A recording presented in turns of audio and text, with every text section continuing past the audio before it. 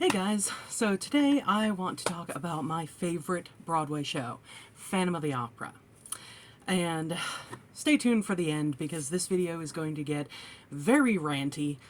I'm worried about a couple of friends of mine. I am already angry about some stuff that's happening in my personal life. So I think I'm going to be a lot more vehement than I would normally be, and let's just say with this rant I can get pretty vehement. Completely forgot to grab my Phantom Bear. I got this guy the last time that I went to go see Phantom of the Opera on Broadway on December 8th of 2022. I saw that there was the notification that unfortunately the show's run is going to finally come to an end after 35 years. And as soon as I saw that announcement, I think it was back in August, maybe early September. In any case, I saw the notification as I was scrolling through Facebook one day, and I immediately decided, oh my god, I have to go see it at least one more time before it closes. So I got the ticket for December 8th, and it was amazing. Every time, I've only seen it 3 times, but every time I see it, when I watch the Royal Albert Hall 25th anniversary version, when that when the instrumental music for the, I cannot remember the term, but the introduction music after the auction at the beginning of the play, when that starts playing, oh, I get goosebumps. But anyway, yeah, so I fell in love with Phantom of the Opera when I was 14. I don't remember what time of the year it was, but I was in choir. I had been in choir from 4th grade all the way up to my junior year of high school. I love singing. And so my freshman year, we would get the booklets of whatever songs that we were doing for the winter concert or for the spring concert. And so that year, for the spring concert, I'm pretty sure it was, we were doing a Phantom of the Opera medley that had the title song leading into Think of Me, leading into Angel of Music, leading into Wishing You Were Somehow Here Again, leading into Point of No Return, leading into the kind of vocalizations of the title song. And, that was the full encompassing of it. And, oh, I fell in love with it. I loved those songs. I love the music. I love how often the different tunes throughout of the different songs repeat in different areas of the play. It's just amazing. And so, let me see, it wasn't until my sophomore year. I actually met a guy the summer between freshman and sophomore year, and he and I became friends based mainly on us both liking classic rock and the Beatles and stuff like that. But yeah, he became a really good friend after a few years, and was a really good friend to me for the time that we knew one another. Unfortunately, life happens, we drifted apart. But he gifted me the highlights of Phantom of the Opera for Christmas my sophomore year. And then I didn't get the full CD, the 2-disc CD, until I think it was May of my junior year. And that absolutely killed me because it was February 6th. So today is the anniversary of the first time I went to go see Phantom of the Opera, February 6th, 1999. I went with my best friend, her mom, my dad, and the guy that she was seeing at the time. And oh my gosh, seeing it, hearing it, listening to it on CD on endless repeat is one thing, but seeing it in person when you're sitting there in the audience watching the stage, oh my gosh, it was just a completely different experience. And the second act, during the finale, the lair sequence, when Christine Rowell and the Phantom are down there and the confrontation is happening and all that, oh my gosh. My best friend and I were just hugging one another, tears streaming down our faces. It was incredible. We were a mess, but it was incredible. So anyway, yeah, February 6th, 1999. I know, I'm old. Because, yes, it was my junior year of high school. But, yeah, February 6th, 1999, we went to go see it for the first time. I saw it again on February 6th, 2006, with a guy that I was together with because he had never gone to see a Broadway show. And I was like, oh my God, what better birthday gift? Because, ironically enough, his birthday was February 6th, or is February 6th. He's still around. It's just another person I don't know anymore. He's an ex. What do you expect? I was hoping to be able to actually get tickets for today to go see Phantom, for what will likely be the last time. Unfortunately, they weren't selling tickets this far in advance back in August or September. So that was why I went for December 8th, because I'm a Beatle fan, and December 8th, it's like, yeah, you know what, let me go up, pay tribute to John Lennon at Strawberry Fields, and there we go. Gotta remain hydrated. So, the rant portion of this video. Back in 2000, let me see, I think the movie version came out in January-ish of 2004. It was definitely pretty early. I don't think it was December of 2003, because whenever everybody talks about it, they say the 2004 version. But, I saw advertisements for this thing, and the advertisements looked incredible. And I mean, I've seen different movie adaptations. Yeah, they're older, but like Bye Bye Birdie, West Side Story, Little Abner, of course I'm naming all the corny ones because oh my God, is Little Abner corny. But yeah, I've seen these different adaptations of what were originally stage plays, stage musicals, and they were pretty good. I mean, Bye Bye Birdie goes completely off the rails. If you've ever seen the Dick Van Dyke version, oh my God, like why? Why did they have the plot points in there that they had? But still, they're acceptable movies. So when I started seeing the advertisements for Phantom of the Opera, I was ecstatic. I was like, oh my God, they're finally bringing this to the big screen. It is going to be amazing. Like, I mean, the special effects that they'd be able to do, I mean, imagine the chandelier falling on the big screen. I mean, it is so impressive in the Majestic Theater. But seeing it on the big screen, oh, I couldn't wait. And then I went to go see it. Oh my God. This movie. Why? Just why? I mean, okay. First off, Gerard Butler. Now, I have seen him in other things. I saw him in P.S. I Love You. I liked him in P.S. I Love You. In P.S. I Love You, he shows that he is a capable singer.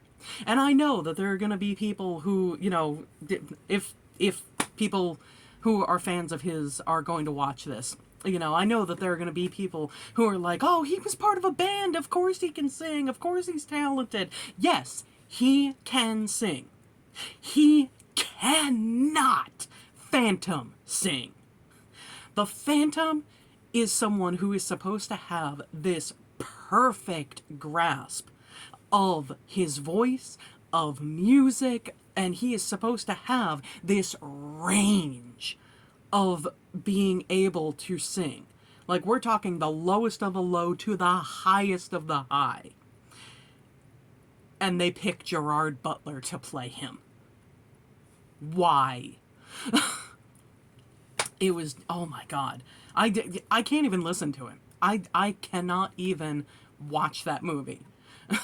Because it has just, I've seen different things, covering different aspects of it. Like Cinema Therapy, I will link the video in the description below, talks about the love triangle between Christine, Raoul, and the Phantom. And honestly, how damaging the relationship between Christine and the Phantom really is. But they play different bits where Gerard Butler is singing Music of the Night. That is supposed to be a song where the Phantom is seducing Christine and drawing her into his world. And it's supposed to be sung effortlessly and just effortlessly and amazingly and just perfectly. And you get that with Michael Crawford, who played the original Phantom in the Broadway version. You get that with Raymond Karimloo. I am probably butchering his name, but he played the Phantom in the 25th Anniversary Royal Albert Hall version. You get that with pretty much any of the Broadway Phantoms. And then you have Gerard Butler, who looks like his balls are in a vice when he's hitting the medium notes of Music of the Night. Forget about the high notes. The high notes is just like, oh yeah, dude, you're freaking being tortured. And then, God, what else can I complain about with this movie? There is also the fact, why did they have a chapel in the Opera House? I'm freaking watching this thing, like the first time that I'm watching it, back in 2004, I'm watching this thing, and I see that Christine is going to this chapel as she's singing Angel of Music. Now, some of the, as I spill water on my keyboard, some of the lines in, oh, I actually did spill water on my keyboard, that's not good, alright. Anyway, some of the lines in Angel of Music are, here in this room he calls me softly. Yeah, no, he never called to you in a freaking chapel. He called to you in your dressing room where you have the big-ass mirror that he is going to slide away to bring you to his lair when the title song happens. And the title song, that is another thing. Oh my god, they cut out the last verse of the title song. I mean, yeah, Gerard Butler's voice was probably just decimated by, the third verse. But still, how can they cut out the last verse of that song? And then they not only cut things out of the music there, but they added things in.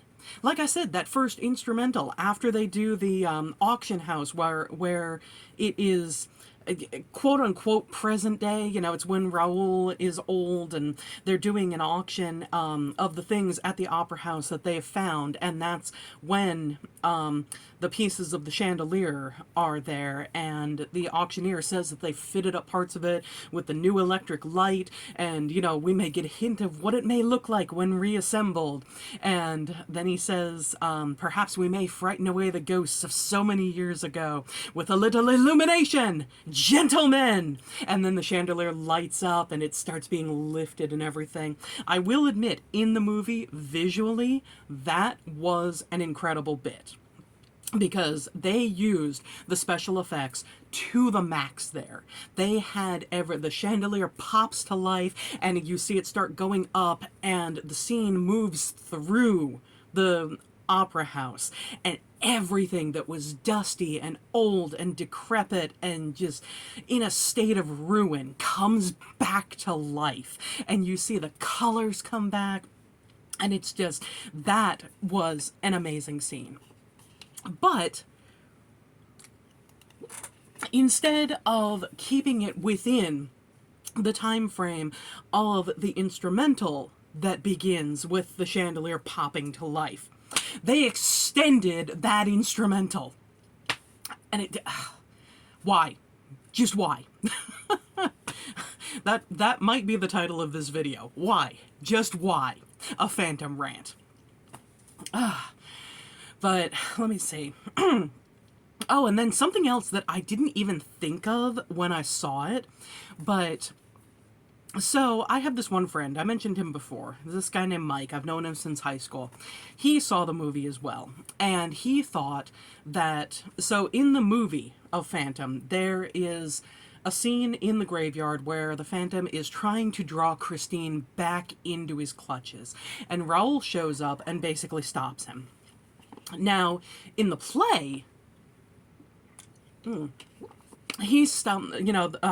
Raul is basically just using his words, and he gets Christine to come to him, and then they both run off.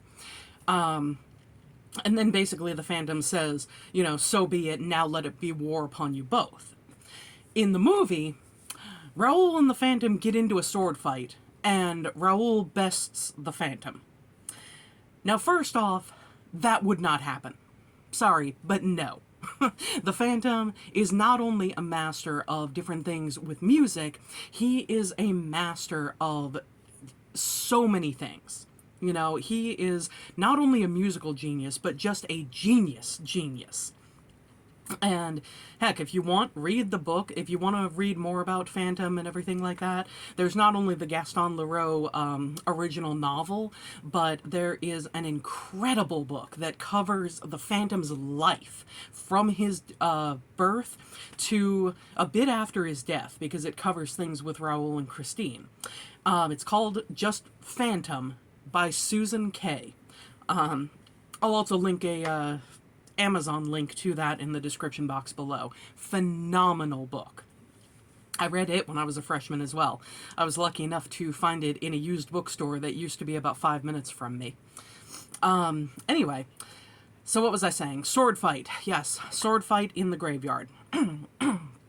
So the Phantom is supposed to be this master of basically anything he sets his mind to. Ventriloquism, torture devices, magic tricks, illusion, singing, just anything. And yet Raoul bests him in the graveyard. Yeah, okay.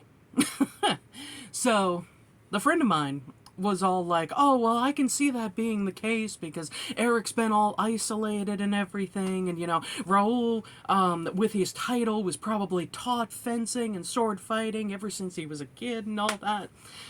Except here's the thing. Even if that is true, age-wise, Eric has, I think it's like 30 years on Christine and Eric. So, somebody who has been studying swordplay and stuff like that for 30 or 40 years is gonna be able to best, some ultimately kid with a title. I'm sorry, but that's just the case. The other thing, and I didn't even realize this until I watched another YouTuber talk about this movie and compare it to the book. But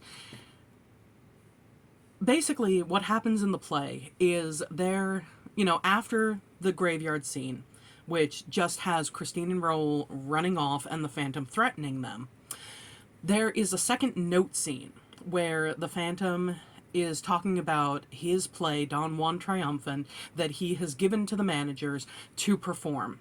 And he has his plot. Christine has the main role, and he intends to take her before the play is over. Well, Raoul, during the second note scene, Raoul has this idea of, wait a minute, the Phantom wants, Christine to perform in this thing. We can use that against him. We can catch him because as long as Christine sings, the Phantom will be there. They know that for sure. So, they can set up a trap, they can catch the Phantom, and Christine will be safe. And yet, the graveyard scene in the movie obviously happens before Don Juan Triumphant is performed. If Raoul can best the Phantom in a sword fight, why didn't he just kill the Phantom in the graveyard? And then none of the rest of it had to happen. Because whether you watch the play or the movie, well, no, the movie does not play into this at all. When you watch the play, you see how much of a mental toll this is all taking on Christine. And how, she straight up says it, that she's gonna go mad. And, she talks about how if she does this, the Phantom is going to take her. You know, she will never be free. She'll be taken. Raoul will never see her again. And to quote the play, he'll always be there singing songs in my head. So, you know, movie Raoul. What the heck? You had the Phantom there. You had him beaten. And you had a sword. Why didn't you kill him? Why the movie created that plot hole, I don't know. And I don't understand. I have legit said to people before that I can go on a half-hour rant about this movie. And honestly, there is still more stuff I could rant about, but it's long enough already. Anyway, I will link that Cinema Therapy video and the Amazon link to Phantom by Susan Kay in the description box below. If you want to watch that one, if you want to buy that book, you know, let me know. Let me know what you think of them. Anyway, like, subscribe, comment, all that stuff. Let me know if there's anything else that you would like me to rant about. And I will see you later. Thanks, guys, and happy watching.